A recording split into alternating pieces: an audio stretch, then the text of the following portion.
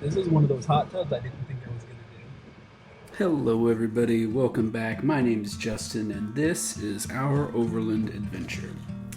In today's episode of Way Back Wednesday, we're going back to the year 2022. We decided to take a week or so and head down to Moab.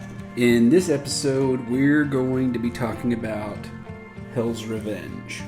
We're going to have multiple episodes to talk about our Moab trip. We'll have some videos about the hiking and the sights and all the wonderful things you can see in Moab. And then we're going to have 3 wheeling videos. We'll have today's episode of Hell's Revenge. We'll have an episode for Fins and Things. And then a wheeling day where we did kind of exploration out on our own. For those of you that don't know, Hell's Revenge is just shy of 8 miles in length. It's 7.8 miles round trip.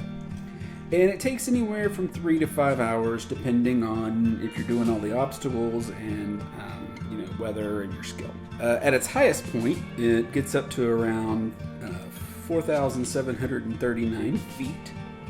And it's probably one of the most popular trails in Moab.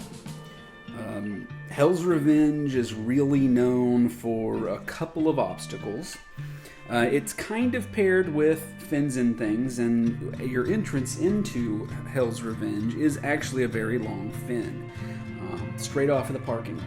And so that's kind of one of those iconic shots that you'll see is folks driving up that initial fin, heading on to the main trail. And then some of the other big obstacles are obviously Hell's Gate, and then there are many hot tubs. You've also got the escalator and tip over challenge. All in all, an absolutely wonderful trail. One of the highlights of my life is getting to wheel in Moab. It's just a completely different type of wheeling. To wheel on what they call slick rock, all the traction in the world compared to where I wheel here in the Pacific Northwest. It's actually slick, it's wet, it's rainy, it's cold.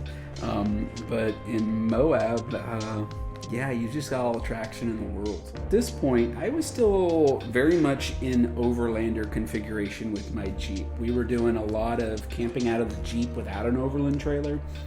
And so we were pretty heavy with a storage system and with a refrigerator and an awning and roof rack and all those wonderful things. And I was only running 35s. And so that was kind of the limiting factor on doing some of the more difficult hot tubs, was not having big enough tires and probably not having enough horsepower. But nevertheless, Moab, if you haven't been, it's beautiful. You don't need to hear that from me to know it. Hell's Revenge is absolutely doable. You can do Hell's Revenge in a stock Jeep. You don't even really need a Rubicon. You can do a stock 4-wheel drive vehicle. There's a couple of videos out there of people doing it in a Subaru and in crazy vehicles that really have no business being out there, but they do it nevertheless. There's always a risk of damage. I strongly encourage you, if you've never done this kind of wheeling or if you're concerned, go with a group. If you can't find a group, if you go during the busy season, then there's usually people staging up and you might be able to tag along with them. Or you can do what we did. This was our first big wheeling trip. I had done wheeling before, basically my whole life, but never obstacles where the risk is severe damage to the vehicle or injury. And so I wanted to make sure I had somebody who knew the lines, knew the area to help us get successfully through these trails and get off the trail. I needed to drive this Jeep home. And so what we did was we did a quick Google search to try to find out who kind of the best of the best was in terms of doing these guided Jeep tours. And we found Dan Mix. And at the time, I had no clue who this was, Dan Mick. But the reviews were great. Everybody was saying that they're the go-to people. And so we quickly, hired them up. for a one-day tour. We did Fins and Things in the morning, and then we did Hell's Revenge in the afternoon. Guide was going to drive their vehicle. We were going to follow them. They were going to spot us if we needed spotters and kind of show us where we needed to go. And so I ended up getting Richard Mick, who is the son of Dan Mick. And he's very, very knowledgeable about the area, born and raised in Moab, knows the trails like the back of his hand. The tour experience was wonderful.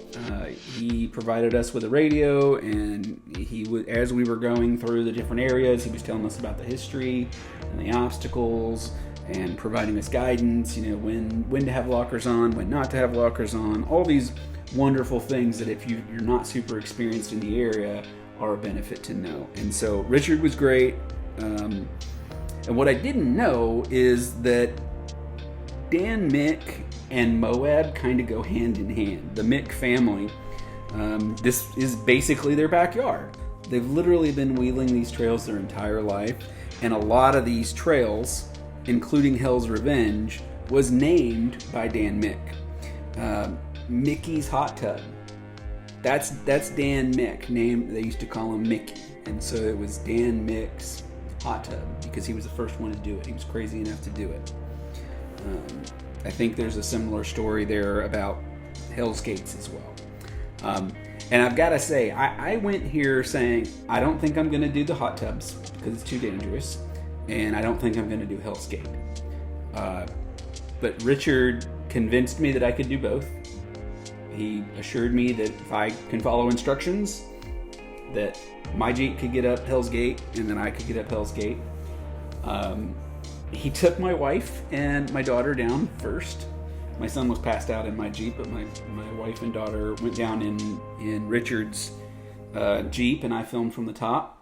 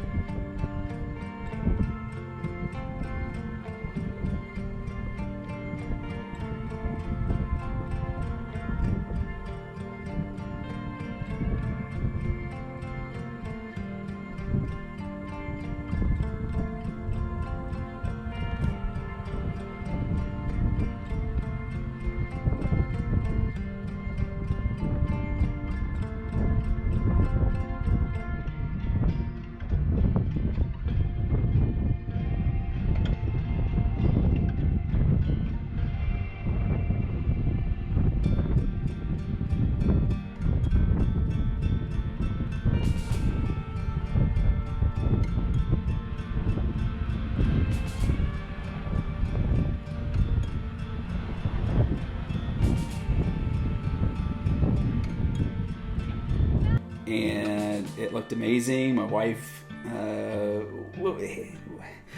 was a little skittish about it, obviously, but my daughter was giggling the entire time. She loved it. And so, obviously, I was convinced to do it. And so he gave me a couple of words of wisdom as far as how to interpret his signs and what that would look like. And my daughter hopped in with me. My wife took the camera, and down I went.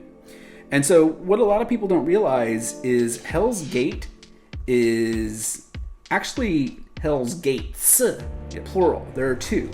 There's a gate to get down, and then there's a gate to get up. And you don't see a lot of footage of going the way down. But I'm telling you, the scariest part for me is to go through the first gate and get down to the bottom of Hell's Gates. You basically drive off a cliff. You can't see anything. You're just, Richard was just like, yeah, just go right through there. Yeah, straddle that crack and then just drive off. And you don't see anything but sky. And he's like, yeah, you're good. Just drive. See you at the top. Right there. All right, straighten out a little bit. Yep, good. Good.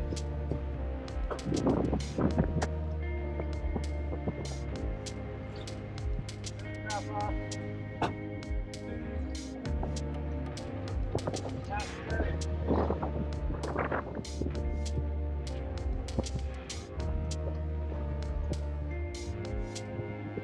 Yep, just went on down the hill, around the corner.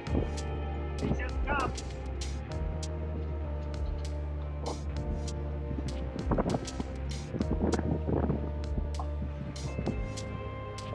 And so that was a little nerve-wracking, being completely blind and him just saying, yeah, just keep going. But he was right. Obviously, he was right. He knew what he was doing. And so I drove over the face of the cliff. And at this point, it was actually sleeting. It was freezing rain. It wasn't really, the ground wasn't cold enough for it to stick, but it was incredibly cold, incredibly windy, and it had started to rain and sleet. And so I'm sliding down this crevasse, basically, to the ground. And I go around to the other side. Dan's up at the top, waving me on. And so, yeah, this is me driving up the top of Hell's Gate in freezing rain. I did Hell's Revenge, and hell froze over.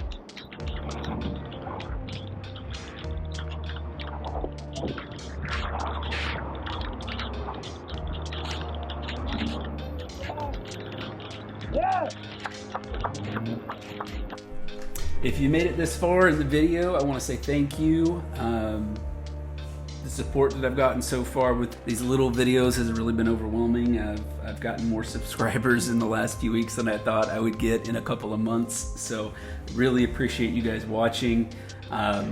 If you haven't hit that subscribe button yet, please do. Please share it with friends and just continue watching for me.